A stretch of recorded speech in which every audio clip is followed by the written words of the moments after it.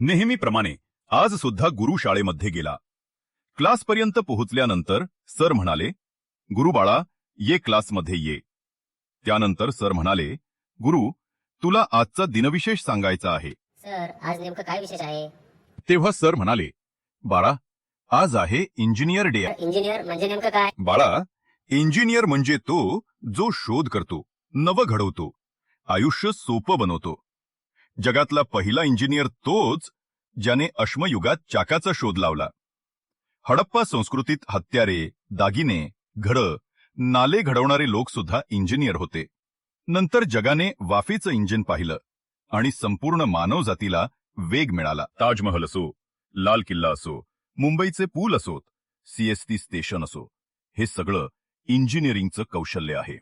आणि विसरू नकोस बाळा, हिरोजी इंदलकर यांनी छत्रपती शिवाजी महाराजांच्या आदेशाने रायगडासह असंख्य किल्ले उभारले, जे आज युनेस्कोच्या वारशात नोंदले गेलेत. आजही आपल्याला प्रेरणा देणारे अनेक इंजिनियर्स आहेत.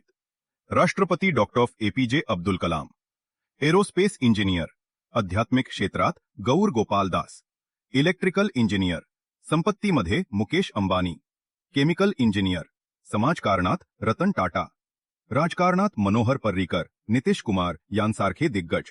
त्याचबरोबर अर्थतज्ञ आणि RBI गव्हर्नर रघुनाथ राजन हे इलेक्ट्रिकल इंजिनियर होते.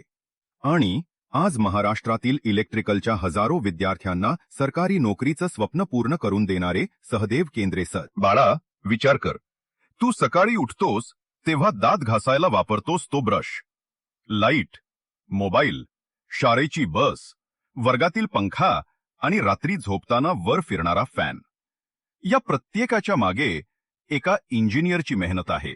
गुरुबाया म्हणून आपण दरवर्षी 15 सप्टेंबर रोजी भारतरत्न सर एम.